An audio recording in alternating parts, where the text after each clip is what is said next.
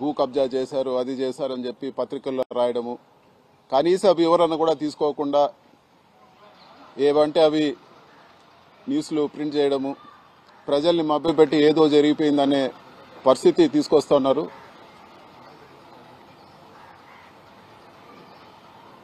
Mangalampeta village పరిధిలో పుంగనూరు కాన్స్టిట్యున్సీలో 2000 సంవత్సరంలో దాదాపు 75 ఎకరాలు మా కుటుంబ సభ్యుల పేరులో కొనడం జరిగింది.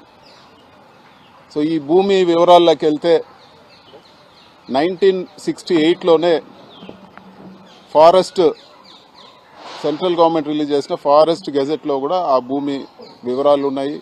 అది ఫారెస్ట్ ల్యాండ్ కాదని చెప్పి కూడా గెజెట్లో పబ్లిష్ చేయడం జరిగింది.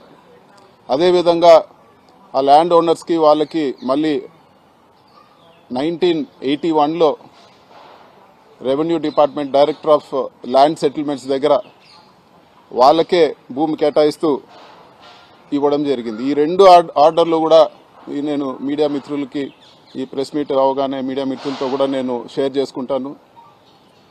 ఇంత క్లియర్గా ఉండే ల్యాండ్లో ఈరోజు కేవలం లేనిపోని ఆరోపణలు చేసి ఏదో జరిగిపోయిందనే భ్రమ పెడతా ఉన్నారు.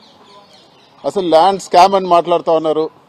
మీకు ఒక విషయం చెప్పాలా, ఇక్కడ ప్రభుత్వం రిజిస్టర్ చేసే వాల్యూ, 1 ఎకరాకి ప్రభుత్వం రిజిస్టర్ చేసే వాల్యూ, ఒక మారుమూల ప్రాంతంలో మేము అక్కడ చెట్లు, మామిడి చెట్లు పెట్టి ఆవులు, దేశీ ఆవులు అంటే మా ఊర్లో ఉండే ఆవులన్నీ కూడా తక్కువ పాలు ఇస్తాయి కాబట్టి అందరూ కూడా అవి బీఫ్ స్టాల్స్కి వాటికి అమ్ముతామంటే అమ్మకుండా పెట్టుకోవాలని చెప్పి 100 ఆవులు అక్కడ మేము పెట్టుకోవడం జరిగింది. మామిడి చెట్లు ఒక రైతులుగా మేము పెట్టుకోవడం జరిగింది. ఈరోజు ప్రభుత్వ రిజిస్ట్రేషన్ వాల్యూ మీకు ఒకసారి చెప్తాను. 1 ఎకరా 4 లక్షలు, 70 ఎకరాల కంటే మీకు దాదాపు 3 కోట్లు లోపలే ఈరోజు వాల్యూ వచ్చే పరిస్థితి ఉంది. ఇంత తక్కువ వాల్యూ ఉండేదాన్ని 2000 సంవత్సరం నుంచి రికార్డులు తారుమారు చేసి ఇవన్నీ చేస్తారని చెప్పేదానికి కొంచెమన్నా ఆలోచించి ఆరోపణలు చేయాలని చెప్పి కూడా నేను తెలియజేస్తా ఉన్నాను. ల్యాండ్ విలువ అంతా కూడా 3 కోట్ల లోపల ఉంది. మేము మా ఊర్లో ప్రభుత్వ హాస్పిటల్కి ఫ్రీగా ఇచ్చిన ల్యాండ్ విలువ 15 కోట్లు. పెట్టిన 2 ఆక్సిజన్ ప్లాంట్లు దాదాపు 2 కోట్ల పైన ఖర్చు పెట్టి ఆక్సిజన్ ప్లాంట్లు ఇచ్చింది. అంతెందుకు మా రాజంపేట పార్లమెంట్లో హౌసింగ్కి ల్యాండ్ కోర్టులో ఉందని చెప్పి నేనే ₹1 కోటి పెట్టి హౌసింగ్ కూడా కలికిరి మండలంలో నేను కొనియడం జరిగింది. సొంత డబ్బులతోనే ఫీజులు కట్టడం కానీ లేకపోతే గుళ్ళు డెవలప్ చేయడం కానీ ఎంతో ఖర్చు చేస్తాం. 3-4 కోట్లకు ఏదో జరిగిందని చెప్పి ఒక మెయిన్ పేపర్ అంతా రాసి దానిపైన ఒక పెద్ద చర్చ పెట్టి దానికి ఒక కమిటీ పెట్టి క్లియర్గా డిపార్ట్మెంట్లోనే వాళ్ళ దగ్గర revenue department director of land సెటిల్మెంట్స్లో ఆ భూమి గురించి ఉంది. అదేవిధంగా ఫారెస్ట్ డిపార్ట్మెంట్ 1968లో ఇచ్చిన గజెట్ ఆర్డర్ కాపీ కూడా ఫారెస్ట్ డిపార్ట్మెంట్ నుంచి తీసుకోవడం జరిగింది. దాంట్లో కూడా అది ప్రైవేట్ ల్యాండ్ అని ఉంది. కేవలం ఇది ఒక దుష్ప్రచారం చేసి బురద కొట్టే ప్రయత్నం చేసే కార్యక్రమం మాత్రమే అని చెప్పి కూడా ఈరోజు నేను తెలియజేస్తా ఉన్నాను. కొంచెమన్నా ఆలోచన లేదు చంద్రబాబు నాయుడు గారికి. కారణం పూర్తి ద్వేషంతో ఉన్నారు. ఏదో ఒక విధంగా కక్ష సాధింపు చేయాలా, పెద్దిరెడ్డి గారిని ఏదో ఒక విధంగా ఆయన ఇబ్బంది పెట్టాలా లేకపోతే మమ్మల్ని ఇబ్బంది పెట్టాలా అని చెప్పి ఆయన పూర్తి కక్షతో నిండున్నారు. కాబట్టి ఎవరు ఏం చెప్పినా కూడా ఆలోచించే పరిస్థితి కూడా లేదు. ఎంక్వైరీ అంటారు. ఇది వరకు కొన్ని రోజుల ముందు మదనపల్లిలో ఒక ఫైల్స్ కాల్పినాయని చెప్పి మేమే కాల్చినామని చెప్పి రకరకాల ప్రచారాలు చేశారు. ఆ రోజే నేను ప్రెస్ మీట్ పెట్టి చెప్పాను. ఇదే ఢిల్లీలో నేను ప్రెస్ మీట్ పెట్టి చెప్పాను, ఏ ల్యాండ్ మీరు పలానా ల్యాండ్ ఫైల్ కాలిందంటే ల్యాండ్ చూపిండి. ఆడు ఉండేది 3 ఎంఆర్ఓలు ఉన్నారు మదనపల్లి నియోజకవర్గంలో. ఆ 3 ఎంఆర్ఓ ఆఫీస్లో ఫైల్స్ ఉంటాయి, పైన కలెక్టర్ ఆఫీస్లో ఫైల్స్ ఉంటాయి. ఆ ఫైల్స్ ఏదో చెప్పంటే ఇప్పుడు వరకు చెప్పరు. మదనపల్లి ల్యాండ్ ఫైల్స్ మదనపల్లి అంటారు కానీ అది మాత్రం చెప్పరు. ఇంతవరకు విచారణ ఏం చేశారు 9 నెలల్లో? మీరు కనీసం పలానా ల్యాండ్ సంబంధించిన ఫైల్ కాలింది కూడా ల్యాండ్ కూడా మీరు ఐడెంటిఫై చేయలేని పరిస్థితి. ఇవన్నీ కూడా కేవలం తప్పుడు కేసులు పెట్టి ఏదో ఒకటి ప్రజల దృష్టిలో దుష్ప్రచారం చేయాలన్న ఒక ఉద్దేశంతోనే జరుగుతూ ఉంది. ఇది వరకు ఎలక్షన్ ముందు చూస్తే 1000 కోట్లు శాండ్లో చేశారని చెప్పి చంద్రబాబు మాట్లాడతాడు, లోకేష్ మాట్లాడతాడు, పవన్ కళ్యాణ్ మాట్లాడతారు. అందరూ కూడా అదే అందరు ఎత్తుకొని ఒక దుష్ప్రచారం చేశారు. మరి ఈరోజు మీరు గవర్నమెంట్ వచ్చింది, ఏమైంది? మీ ఇన్వెస్టిగేషన్ ఏమైంది? ఎక్కడున్నాయి ఆ 1000 కోట్లు? అనవసరంగా ఊరికే బురద కొట్టడం తప్పితే, ఇలాంటి ఆరోపణలు చేసి ఇబ్బంది పెట్టాలని ప్రయత్నం చేయడం తప్పితే ఎక్కడ కూడా వాస్తవం లేదని చెప్పి కూడా నేను తెలియజేస్తా ఉన్నాను. అంతేకాదు, పేపర్లో నేనే చదవడం జరిగింది.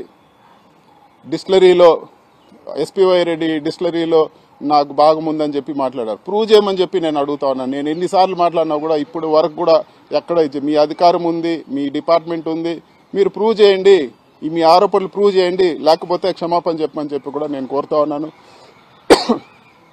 క్లియర్గా మీ దగ్గర రికార్డ్స్ పెట్టుకొని నిన్న ఎత్తిన డ్రామాలో 75 ఎకరాలు ఫారెస్ట్ ల్యాండ్, ఇది పట్టా ల్యాండ్ కాదని చెప్పి కూడా మీరు చెప్పడం జరిగింది. మరి రికార్డ్స్ అన్నీ కూడా క్లియర్గా చూపిస్తా ఉన్నాయి. 1965లోనే సెంట్రల్ గవర్నమెంట్ గెజెట్ ఇచ్చింది. అదేవిధంగా రెవెన్యూ డిపార్ట్మెంట్లో కూడా రికార్డ్స్ ఉన్నాయి. మరి మీరు ఈరోజు ఏం జవాబు చెప్తారని చెప్పి కూడా నేను అడుగుతాను. తప్పుడు ఆరోపణలు చేసి మళ్ళీ కూడా దాన్ని అలాగే నాంచి మర్చిపోతారులే ప్రజలు అని చెప్పే ప్రయత్నం మీరు చేస్తూ ఉన్నారు. ఖచ్చితంగా నేను డిమాండ్ చేస్తా ఉన్నాను, మీరు ప్రూవ్ చేయకపోతే క్షమాపణ చెప్పాలని చెప్పి కూడా నేను ఈరోజు ఖచ్చితంగా డిమాండ్ చేస్తా ఉన్నాను. కేవలం కక్షపూరిత పాలిటిక్స్ కి ప్రాధాన్యం ఇచ్చి ఈరోజు మీరు ఇచ్చిన హామీలన్నీ కూడా గాలికి వదిలేశారని చెప్పి కూడా నేను తెలియజేస్తా ఉన్నాను. ఇంకా కూడా 2 విషయాలైతే నేను ఖచ్చితంగా 2 విషయాలు చెప్పదలుచుకున్నాను. ఒకటి, మీరు ఎన్ని ఇబ్బందులు పెట్టినా, మీరు ఎన్ని కేసులు పెట్టినా, మీరు ఎన్ని తప్పుడు ప్రచారాలు చేసినా మేము ఎదుర్కొనేదానికి సిద్ధంగా ఉన్నాము. భయపడే ప్రసక్తే లేదు, ఖచ్చితంగా భయపడే ప్రసక్తే లేదు. మీరు ఎన్ని ఇబ్బందులు పెడితే అంత రెట్టింపు ధైర్యంతో ఖచ్చితంగా ఫైట్ బ్యాక్ చేస్తాము. రెండో విషయము, ఇవన్నీ కూడా ఈరోజు మీ టైం జరుగుతూ ఉంది. సింపుల్గా ఒకటే చెప్తాను, మీ ఊరు నుంచి మా ఊరికి ఎంత దూరమో మా ఊరు నుంచి మీ ఊరికి అంతే దూరము. ఖచ్చితంగా ఈరోజు అనవసరమైన కేసులు పెట్టి, అనవసరమైన ఇబ్బందులు పెట్టి, అనవసరమైనవి చేస్తే వాస్తవాలు లేకుండా రేపు మీ టైం కూడా వస్తుందని చెప్పి కూడా నేను ఖచ్చితంగా తెలియజేస్తా ఉన్నాను. ఉంటే ఈరోజు సాక్ష్యాధారాలతో చెప్పండి, కేవలం ఈ బురద కొట్టే కార్యక్రమాలు చేయొద్దని చెప్పి కూడా నేను తెలియజేస్తా ఉన్నాను. మీకు సంబంధించిన పేపర్లో పెద్ద పెద్ద పతాక శీర్షికలు రాస్తారు.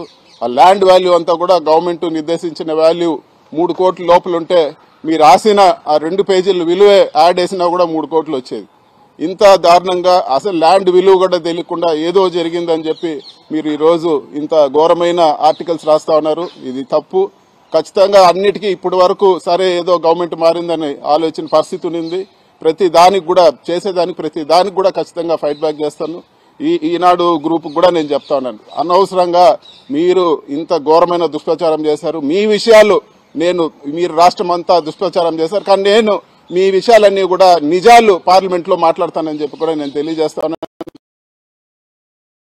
ఖచ్చితంగా ఫైనాన్స్ కమిటీ మెంబర్ గా ఉండా ఫైనాన్స్ మినిస్టర్ రేపు బడ్జెట్ డిబేట్ లో కూడా మీ విషయాన్ని కూడా లేవనెత్తాను, ప్రధానమంత్రి కూడా రిప్రజెంట్ చేస్తాము. ఇవన్నీ కూడా ఉండవల్లి అరుణ్ కుమార్ పెద్దలు ఉండవల్లి అరుణ్ కుమార్ గారితో కూడా మాట్లాడి ఈ కేసులన్నింటిలో కూడా ఆయనకు తోడ్పాటుగా ఉంటానని చెప్పి కూడా నేను తెలియజేస్తాను. ఇవన్నీ కూడా ఏదో మేము ఏం చేసినా పడుంటారనే భావన ఖచ్చితంగా కనపడతా ఉంది. లేదు, ఖచ్చితంగా తిరిగి ఫైట్ చేస్తామని చెప్పి కూడా నేను తెలియజేస్తాను. Thank you. 1981లో director of land settlements IAS officer ఉంటారు. ఏదైనా ల్యాండ్ డిస్ప్యూట్ ఉంటే సెటిల్ చేస్తారు. ఆయన క్లియర్గా ఆర్డర్ ఇవ్వడం జరిగింది, మీకు షేర్ కూడా చేస్తాను. 1981లోనే అది ప్రైవేట్ ల్యాండ్, అది ఫారెస్ట్ ల్యాండ్ కాదని చెప్పి కూడా వాళ్ళకు డిక్లేర్ చేసి గవర్నమెంట్ నుంచి ఆర్డర్ ఇవ్వడం జరిగింది. వాళ్ళ దగ్గర నుంచి మేము కొనుక్కోవడం జరిగింది. 2000లో నేను అప్పుడే కాలేజ్ నుంచి పాస్అవుట్ అయినా. సో 2000లో ప్లాన్ చేసి 2025కు 3 కోట్లు వీళ్ళు వచ్చే ల్యాండ్కి రికార్డులు మార్చి ఎవరైనా చేస్తారా? చెప్పండి మీరు ఏదన్నా ఉంటే. అంత మరీ అన్యాయంగా అంత వాల్యూ లేని ల్యాండ్ తీసుకొచ్చి దాన్ని ఏదో చేశారని చెప్పి ఈరోజు మభ్యపెట్టే ప్రయత్నం చేస్తా ఉన్నారు. ఇప్పుడు నేను చెప్పింది అంతా అదే కదా స్వామి, ఫస్ట్ నుంచి చెప్పింది. రిజర్వ్ ఫారెస్టే కాదు, మీకు ఫారెస్ట్ డిపార్ట్మెంట్లో ఆర్డర్ ఉంది, గెజెట్ పబ్లిష్ చేశారు. అవన్నీ కూడా రిజిస్టర్ అయిన డాక్యుమెంట్స్ అవన్నీ కూడా మీతో షేర్ చేస్తాను. ఈరోజు పూర్తిగా మీకు మేము ఎవరెవరి పేర్లో డాక్యుమెంట్స్ ఉన్నాయి, ఎవరెవరు ఎక్కడ మా డైరెక్టర్ ఆఫ్ ల్యాండ్ సెటిల్మెంట్స్ ఇచ్చిన ఆర్డర్ కానీ గెజెట్ కానీ అన్నీ ఉన్నాయి. మీ అందరితో కూడా ప్రెస్ మీట్ తర్వాత అందరితో కూడా షేర్ చేస్తాను ప్రతి ఒక్కటి కూడా. వైసీపీ ప్రభుత్వ హయాంలో చాలా మంది మంత్రులుగా పనిచేశారు, చాలా మంది ఎంపీలు. వాళ్ళ మీద ఎవరి మీద రాని ఎక్కువ అలిగేషన్ మదనపల్లికి సంబంధించి కానీ రిజర్వ్ ఫారెస్ట్కి సంబంధించి చేస్తారు. మీ మీదనే ఎందుకు వస్తున్నాయి అంటే చంద్రబాబు గారు మా జిల్లా, ఆయనకు ఎక్కువ ప్రేమ. ఆయన రోజు ఒకసారి మా పేరు తలుచుకుంది, ఆయనకు నిద్ర వచ్చేటట్లేదు. రోజు ఆయన ఇంట్లో వాళ్ళని తలుచుకుంటాడో లేదు కానీ పెద్దిరెడ్డి అని ఆయన టీవీ చూస్తే తలుచుకోలేకుండా ఉన్నాడు. కాబట్టి న్యాచురల్ గా మా జిల్లా ఆయనకు కాలేజ్ నుంచి ఆయనకు నాన్నగారికి ఆయనకి ఉండే పొలిటికల్ ఇష్యూస్తో ఖచ్చితంగా ఆయనకు మా పైన ప్రత్యేక దృష్టి ఉంటుందని చెప్పి కూడా ప్రత్యేక ఆలోచన కూడా ఉంటుంది. మదనపల్లిలో మార్చూరు వెంకటేశ్వర్లు అనే వ్యక్తికి సంబంధించి 100 కోట్ల రూపాయల భూమిని కబ్జా చేశారని చెప్పేసి వార్తలు వచ్చినాయి. ఈ మార్చూరు వెంకటేశ్వర్లు ఎవరు అని ఇంతవరకు వినిందే లేదు. ప్రూవ్ చేయమనండి. ఇది ఇట్లాంటిది అది కూడా ఉంటుంది. ఇలా బురద కొడతారు, మళ్ళీ మేము కడుక్కోవాలి. రోజు వాళ్ళకి ఇదే పని, బురద కొట్టి ఏదో ఒక క్యారెక్టర్ క్రియేట్ చేస్తారు, ఏదో ఒకటి చెప్తారు. ఈ రోజు మీకు వివరంగా నేను చెప్తాను, ఇది జరిగిందంతా కూడా మీకు చెప్పినాను. మళ్ళీ మేము క్లియర్ చేసుకోవాలి. ఏదో ఒకటి కొడతారు, మీడియాలో వాళ్ళకి సంబంధించిన మీడియాలో రాయడము, ఇది చేయడం. పెట్టమని చెప్పండి, ఏముండే ప్రూవ్ చేయమనండి. ఉంటే దేనికన్నా రెడీ. ఇట్లాంటివి అన్నీ కూడా వీళ్ళు ఊరికే క్రియేట్ చేసి ఈ రోజులు ఏం చేశారు?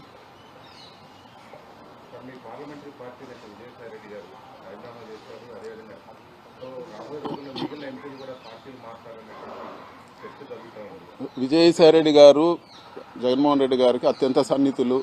ఆయన 3 తరాలుగా జగన్మోహన్ రెడ్డి గారి ఫ్యామిలీతో వైఎస్ఆర్ పార్టీకి పనిచేశారు. కాంగ్రెస్లో ఉన్నప్పుడు రాజశేఖర రెడ్డి గారితో, జగన్తో కూడా ఆయన ఎన్నో ఇబ్బందులు పడి జైలుకు పోయి అన్ని కూడా పోయినారు. ఆయన అంటే పూర్తి గౌరవం ఉంది. పార్టీకి చాలా కష్టపడినారు, దాంట్లో ఎటువంటి ఇది లేదు.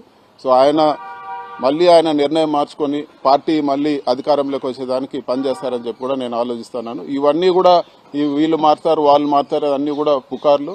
ఖచ్చితంగా ఎవరు మారేవాళ్ళు లేరు. అందరూ కూడా ఇప్పుడు ఉండే వాళ్ళందరూ కూడా కరుడు కట్టిన వైసీపీ అభిమానులు, జగన్ అభిమానులు. ఖచ్చితంగా పార్టీకి నిలబడతాం, పనిచేస్తాం.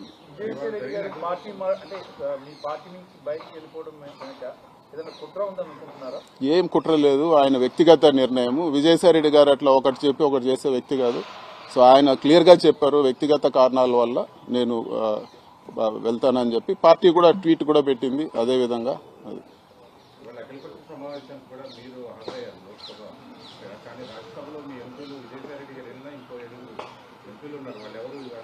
అంటే పిల్లి సుభాష్ చంద్రబోస్ గారికి పార్టీ రాజ్యసభ ఫ్లోర్ లీడర్ గా జగన్మోహన్ రెడ్డి గారు నిర్ణయించారు. సో నెక్స్ట్ మీటింగ్ నుంచి ఖచ్చితంగా అటెండ్ అవుతారు.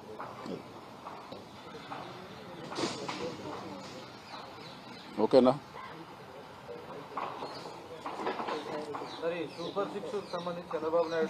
చాలబ్బా, ఇంకా అయిపోయింది. సూపర్ 6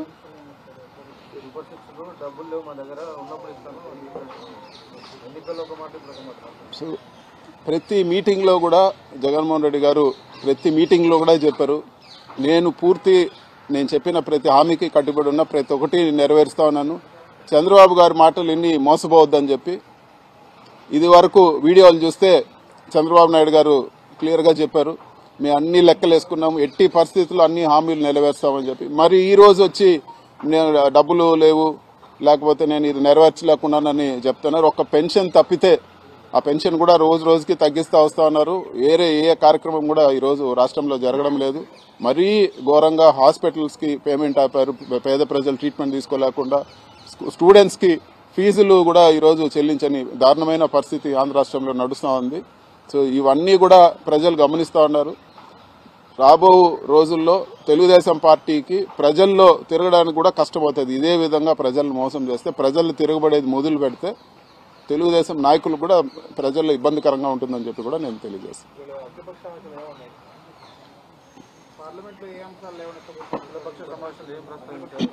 ఈరోజు అఖిలపక్ష సమావేశంలో ముఖ్యంగా పోలవరం గురించి రకరకాల కథనాలు వస్తున్నాయి. హైట్ తగ్గిస్తారని చెప్పి, అదేవిధంగా పోలవరం ఆయకట్టు కుదిస్తున్నారని చెప్పి, ఇవన్నీ కూడా వివరంగా డిస్కస్ చేయాలి పార్లమెంట్లో అని చెప్పి కూడా మేము అడిగాము. అదేవిధంగా విభజన చట్ట హామీలు, చాలా హామీలు ఇంకా కూడా 10 సంవత్సరాలు ఏదైతే టైం లైన్ ఉందో ఏపీ రీఆర్గనైజేషన్ యాక్ట్కి, అది అయిన తర్వాత కూడా ఇప్పటి వరకు వాటిని అమలు చేయలేదు. వాటన్నిటిని కూడా అమలు చేసే విధంగా ఒక చర్చ జరగాలి, ప్రభుత్వం మాట్లాడాలని చెప్పి కూడా మేము అడగడం జరిగింది. Thank you. మాట్లాడు.